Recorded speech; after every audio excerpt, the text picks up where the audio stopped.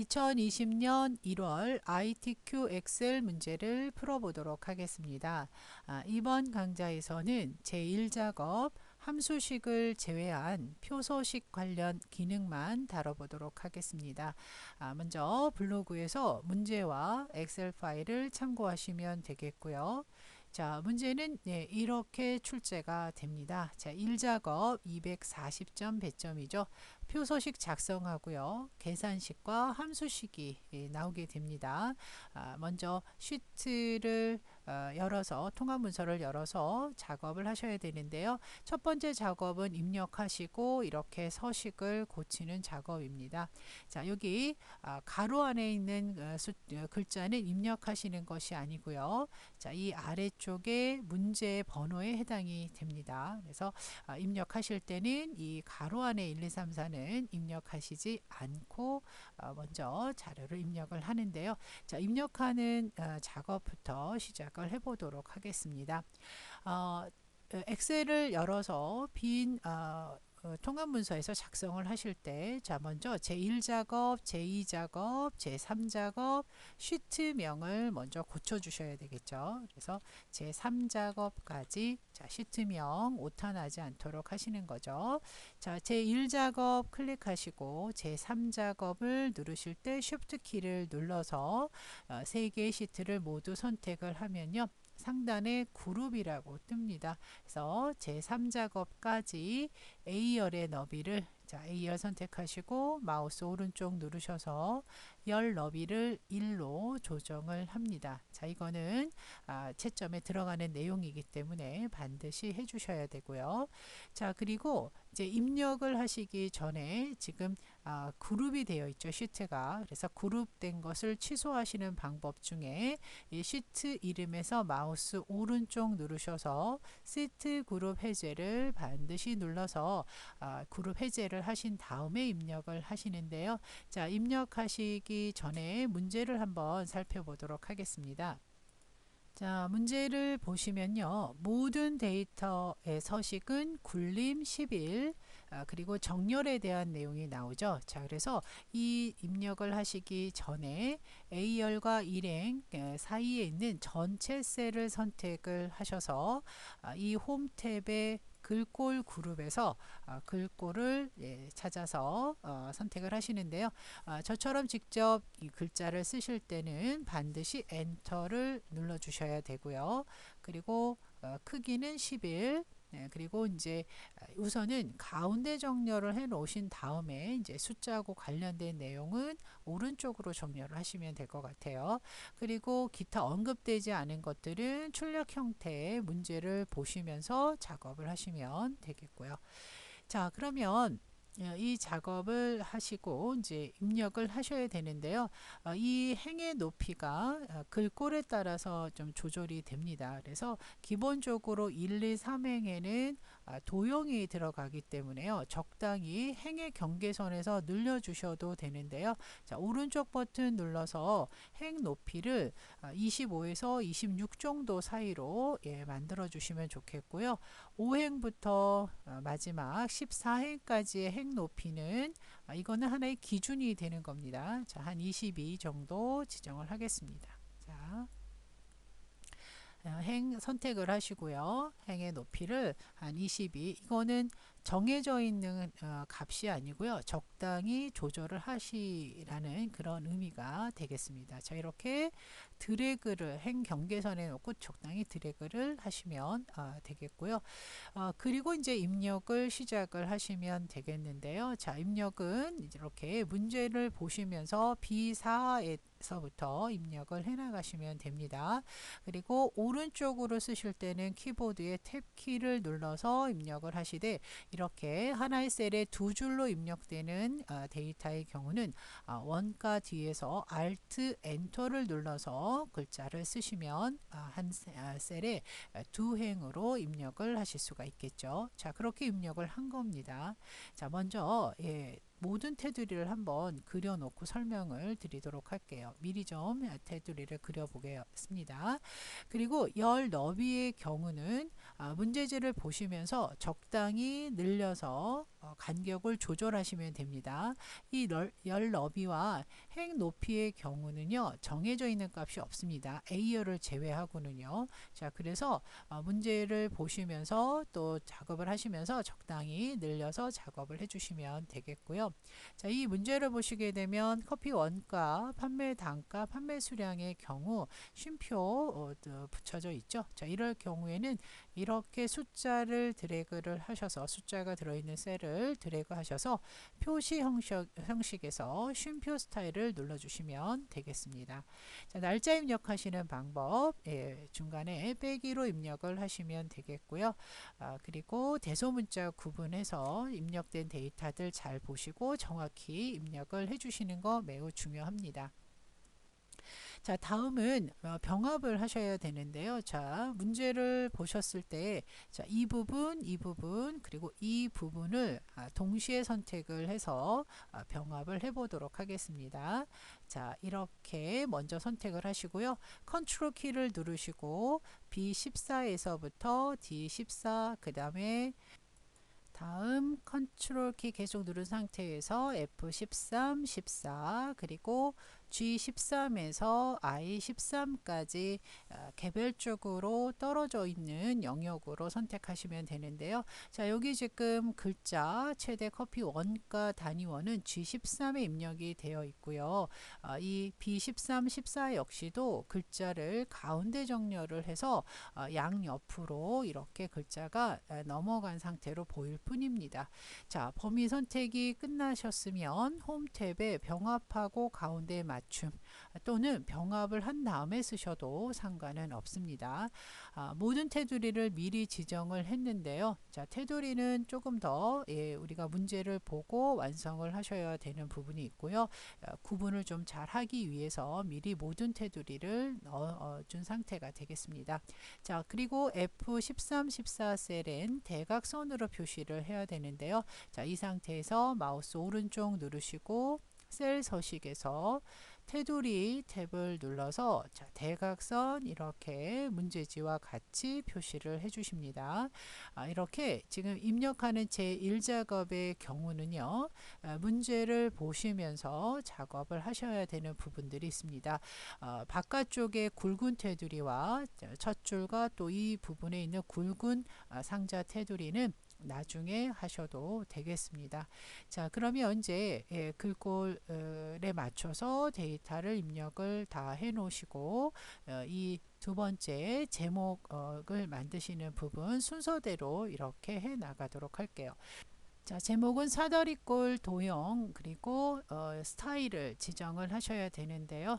자, 그러면 B1셀에서부터 도형을 그리기 위해서 삽입 클릭을 하시고 삽입 탭 클릭하시고요. 도형에서 기본 도형에 보시면 사다리꼴이라는 자, 마우스로 옮겼을 때 스크린 팁으로 뜨는 이 글자를 보시고 선택하시면 돼요. 자, 사다리꼴 선택을 하셔서 자, 이 B열부터 해서 자, 드래그를 적당히 하실 때 이때 이 문제에 있는 이 영역을 보시고 적당히 크기를 맞추시면 돼요. 가로 얼마, 세로 얼마라는 개념이 없습니다. 그러니까 그대로 보시면 되겠고요. 자, G열 중간 정도까지 작업을 하시면 되겠죠. 자, 이 정도 조금 더 줄이도록 하겠습니다. 자, 이렇게요. 자, 이 부분은 옆에 결제란이 만들어지는 걸 보시고 조금 더 조절을 하시면 되겠고요. 자, 이 상태에서 글자를 쓰실 때요. 바로 조절점이 있는 상태에서 쓰시면 되겠습니다. 자, 조절점이 있는 상태에서 바로 쓰게 되면요. 이렇게 써지는데요. 잠시 문제를 좀 가까이 보면서 말씀드릴게요. 자, 사다리꼴 도형 그리고 그 안에 수입 원두 커피. 자, 이 글자 쓰실 때도요. 여기 그 스페이스라든가 오타 없도록 해주시는 거 신경 써 주시고, 자, 글자를 쓴 다음에요.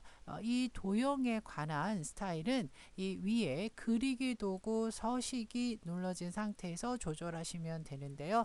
자, 먼저 바깥쪽 그림자 스타일이라고 하는 것은 도형 효과, 그리기 도구 서식, 그리고 도형 효과를 눌러서 자, 그림자, 자, 이런 식으로 바깥쪽인지 안쪽인지 원근감인지 그룹을 보시고 선택을 하시면 되고요. 자, 마우스로 움직일 때마다 스크린 팁이 뜹니다. 그래서 오프셋 대각선 오른쪽 아래, 자, 이런 식으로 선택을 해주시면 되겠고요. 그 다음에 이 안에 있는 글꼴은 굴림24. 자, 이 안에 있는 글자를 이렇게 드래그 하셔서 자, 여기 있는 글꼴 고치시면 되겠고요. 자, 이렇게 직접 쓰실 때는 반드시 엔터를 치셔야 된다. 굵게, 그 다음에 글자색은 검정으로 지정을 해주시면 되는데요. 검정 텍스트 1 선택하시면 되겠습니다.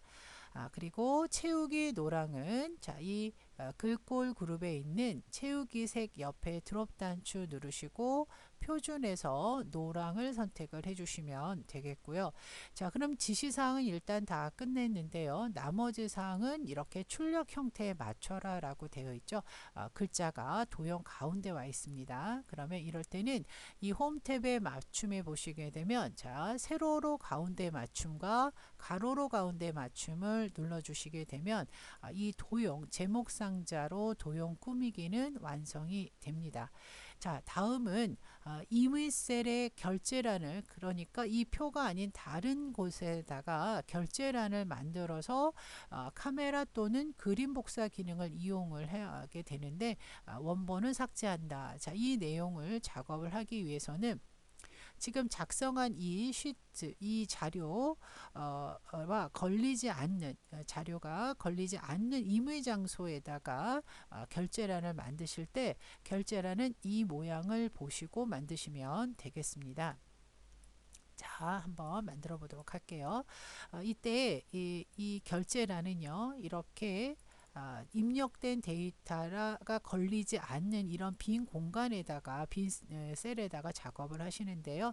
자, 요 두 개 셀에 결제라고 쓰셔야 되고 그 다음에 세 개 결제 라인. 자, 그러니까 이렇게 네 개 열과 두 개 행이 필요한데요. 일단 모든 테두리 그려 보도록 할게요. 자, 그러면 요 두 개의 셀은 병합을 하시고 글자를 새로 쓰셔야 되는 거라서 자, 이 두 셀 범위 지정하신 상태에서 마우스 오른쪽 누르시고 셀 서식, 두 개의 셀을 병합을 해야 됩니다. 그래서 맞춤 탭 누르시고 셀 병합, 글자를 세로로 쓰셔야 되니까 세로 방향 글자를 클릭을 합니다. 그리고 확인 버튼 누르신 다음에 자, 이 셀에 결제라고 쓰시고 엔터. 자, 글자 들어가죠. 자, 글자의 결제란의 너비를 좀 조절하셔야 되겠죠. 자, 이렇게 조절을 해주시고 그 다음에 행 높이도 조절을 하실 때 자, 이 왼쪽에 행 머리글에서 자, 이렇게 16, 17행이 되겠죠. 저는 자, 이 상태에서 적당히 드래그를 해주시는데 두 번째 행은 결제란 중에서 조금 더 윗행보다는 크죠. 자, 이렇게 봅니다. 자, 이때 문제를 보시면서 이 간격은 적당히 조절을 하시면 되겠고요. 크기나 높이도 위에 그림을 보시면서 참고하시면 되겠습니다. 자, 쓰겠습니다. 담당, 팀장, 부장 이렇게 글자를 쓰시고 조절은 복사가 끝난 다음에 조절을 하시게 되면 좀 안 예쁠 수가 있으니까요. 눈으로 어느 정도 크기를 맞춰 주시면 될 것 같아요. 자, 열 너비를 조금만 조절을 하도록 하겠습니다. 자, 이렇게요. 그래서 이 안에 들어갈 수 있는 크기를 가늠하셔서 만들어 놓으시면 되겠고요. 자, 이 부분을 만들어 놓으신 것을 드래그 하시고 그림 복사 또는 카메라 기능을 사용하라고 했는데요. 그림 복사로 하겠습니다. 자, 홈 탭에 보시게 되면 이 클립보드 그룹에 복사 옆에 드롭 버튼을 눌러서 그냥 복사가 아니라 그림으로 복사 기능을 사용을 하도록 하고요. 화면에 표시된 대로 그림으로 저장하겠다. 옵션 버튼 그대로 확인 버튼 누르시면 복사가 되고요. 자, 이것을 H열에 붙여넣기를 합니다. 자, 홈 탭에 보시면 붙여넣기 클릭합니다. 자, 그러면 바로 그림으로 이 결제란이 들어오는데요. 이때 이동하실 때 드래그 하시는 방법보다는요. 키보드 방향키를 이용해서 이렇게 이동하시면 되고요. 이 조절점을 이용해서 크기를 늘리거나 줄이거나 하실 필요 없습니다. 그냥 이대로 결제란을 따로 만들어서 이렇게 붙여넣기를 하실 수 있다라는 것만 보여주시면 되니까요. 이렇게 끝내주시면 되고요. 그리고 원본 삭제라는 말이 있죠. 자, 여기 지금 보시면 원본 삭제라고 했을 때 원본을 지우시는 방법은요. 행을 선택해서 삭제하거나 아니면 열을 선택해서 삭제를 이렇게 하시면 돼요. 그래서 이 영역이 없어지면 되는데요. 자, 이런 방법도 있습니다. 영역을 선택을 하시고 홈 탭에 보시면 셀 그룹에 삭제가 있고요. 셀 삭제를 누르시게 되면 자, 이런 말이 나오는데요.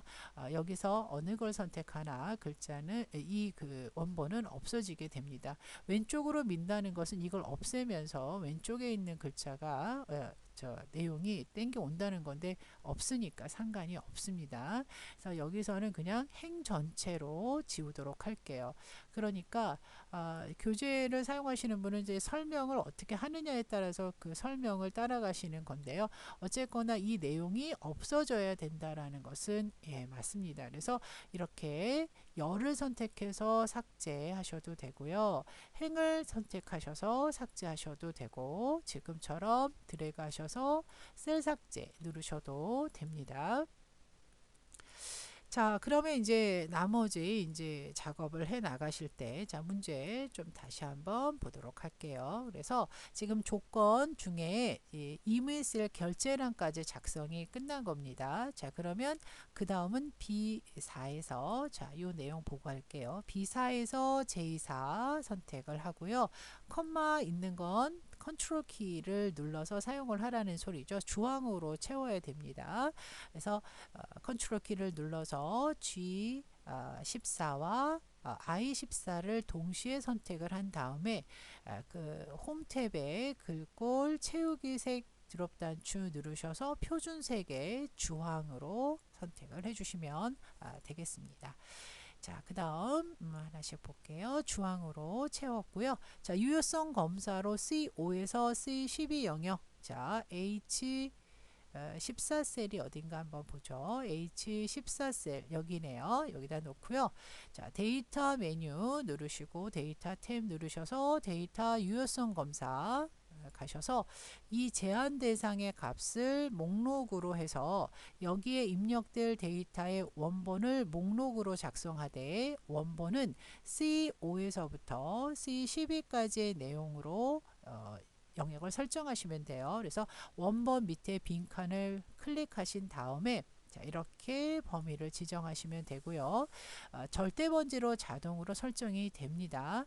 문제에 따라서는 직접 입력하는 그런 문제도 나올 수가 있죠. 예를 들면 산토스 NY2, 산타로사, 모모라 G1 이런 식으로 꼭 필요한 몇 개만 지정하는 문제도 나올 수가 있습니다. 자, 여기서는 이 상품명 전체를 범위 설정하라고 C5에서 C12까지 설정하라고 자, 이렇게 나와 있죠. 그래서 요 지금 유효성 검사가 끝나게 되면 이 셀의 옆에 드롭 단추가 나옵니다. 그래서 이 상태에서 문제에 나와 있는 이 글자 항목을 선택하게 되는데요. 산토스 NY2라는 요 글자는 직접 쓰시는 게 아니라 이렇게 유효성 검사로 작업을 해주시면 된다는 거고요. 열 너비는 자, 결과 값에 따라서 조금 조절을 좀 더 하셔야 되겠죠. 자, 열 너비 조절을 했습니다. 자, 그러면 이제 이 유효성 검사 기능 끝나고요. 자, 그 다음 G5에서 G12 셀 서식을 이용하여 숫자 뒤에 개를 붙이는데요. 예시를 보셔야 되는데 컴마 뒤에 개라고 붙었습니다. 그러면 이럴 경우에는 쉼표를 천 단위 구분 기호를 넣으실 때 샵 샵샵 제로 형식으로 사용을 하시면 될 것 같아요. 자, 그러면 이 G5에서부터 G12까지 영역을 설정하시고 마우스 오른쪽 버튼 누르신 다음에 셀 서식에서 셀 서식에 가서 지금 하라고 되어 있어요. 표시 형식 누르시고 사용자 지정에 가서 아까처럼 천 단위 구분 기호는 이렇게 아래쪽에 리스트 중에서 샵샵 0으로 선택을 해주신 다음에 형식 칸에서 이렇게 개라고 써주시면 되는데요. 쌍따옴표 앞뒤로 안 쓰셔도 자동으로 인식은 되지만 그래도 문자를 인식하는 기호인 쌍따옴표를 글자 앞뒤로 붙여주시는 걸로 정리하겠습니다. 자, 확인 버튼 누르시게 되면 자, 이렇게 됩니다. 네, G열을 조금 출력 형태와 비슷하게 늘려주신 다음에 홈 탭에서 오른쪽 정렬을 합니다. 그리고 다음 문제 보시게 되면 마지막 F5에서 12 원가 이름 정의한다. 자, F5에서 12까지 범위 설정을 하신 후에 이름 상자 클릭을 하고요. 원가라는 이름을 직접 입력을 하시고 반드시 엔터를 칩니다. 자, 이렇게 이름 정의를 해 놓으시는데요. 자, 만약에 글자를 잘못 쓰셨거나 범위를 잘못 지정하셨을 경우에는요. 수식 탭을 누르시고 이름 관리자에 가셔서 편집으로 이름을 수정하거나 범위 수정을 하실 수가 있고요. 그렇지 않고 삭제를 하신 후에 다시 지정하시면 되겠습니다.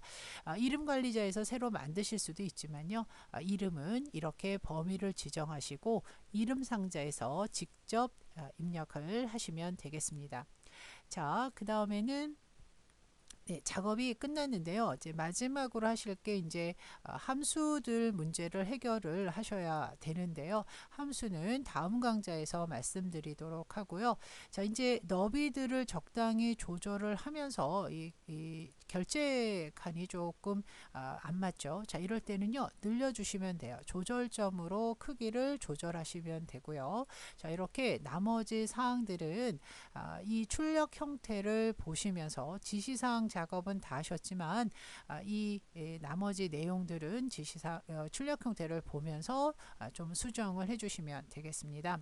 자, 그리고 바깥쪽 테두리는요. 굵은 상자 테두리가 지금 마무리가 돼야 되겠죠. 자, 선을 그리실 때 B4에서 J 14까지 범위 설정을 하신 후에 홈 탭에 테두리 드롭 단추 누르셔서 굵은 상자 바깥쪽만 굵은 상자 테두리를 그리실 때 이렇게 해주시면 됩니다. 자, 그리고 이 첫 번째 행의 아래쪽과 또 그리고 이 행의 위쪽 자, 이렇게 따로따로 하지 마시고요. B5에서부터 J12까지 범위 선택을 하신 후에 굵은 상자 테두리를 한 번 더 눌러 주셔서 테두리의 모양을 출력 형태와 맞춰 주시면 됩니다. 자, 그리고요. 그 결제란의 경우는요. 크기가 정해져 있는 게 아니고요. 이렇게 위치와 출력 형태를 맞춰서 작업을 하실 때 이 좀 선이 좀 진하게 보이는 부분에 대해서는 무시하셔도 됩니다. 화면상에서만 그렇게 보여지는 부분이니까 혹시 선이 진하게 굵어진 것이라고 생각하실 필요 없습니다.